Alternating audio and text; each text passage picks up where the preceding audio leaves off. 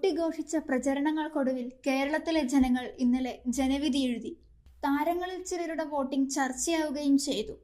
ഇപ്പോഴിതാ എറണാകുളത്ത് ഇടതു വലതു മുന്നണി സ്ഥാനാർത്ഥികളെക്കുറിച്ച് മമ്മൂട്ടി നടത്തിയ പരാമർശത്തിനെതിരെ BJP സ്ഥാനാർത്ഥി അൽഫോൺസ് കണ്ണന്താനം രംഗത്തെത്തിയിരിക്കുന്നു. പി രാജീവും ഹൈബി ഈഡനും തനിക്ക് വേണ്ടപ്പെട്ടവരാണെന്നും പക്ഷേ ഒരു വോട്ടല്ലേ തനിക്കുള്ളൂവെന്നും മമ്മൂട്ടി പറഞ്ഞിരുന്നു. UDF LDF സ്ഥാനാർത്ഥികൾ മികച്ചതാണെന്ന് വോട്ട് ചെയ്ത ശേഷം പുറത്തിറങ്ങിയപ്പോൾ മമ്മൂട്ടി ആവർത്തിച്ചു. മമ്മൂട്ടിയുടെ ഈ പരാമർശം അപക്വമാണെന്നും കണ്ണന്താനം പ്രതികരിച്ചു. മമ്മൂട്ടിയുടെ പ്രസ്താവനയിൽ വേദന അറിയിച്ച് അദ്ദേഹത്തെ പിന്നീട് ബന്ധപ്പെട്ടുവെങ്കിലും നിലപാടിൽ താരം ഉറച്ചു നിൽക്കുകയായിരുന്നുവെന്നും കണ്ണന്താനം വ്യക്തമാക്കി.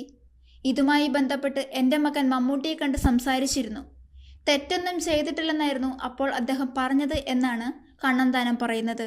മമ്മൂട്ടിയെപ്പോലെ മുതിർന്ന താരം ഇങ്ങനെ പറയാൻ പാടില്ലായിരുന്നു. താൻ മോഹൻലാലിനെ മാത്രം കണ്ടതിൻ്റെ ഹുങ്കാകും പരാമർശത്തിന് പിന്നിലെന്നും അൽഫോൺസ് കണ്ണന്താനം ആരോപിച്ചു.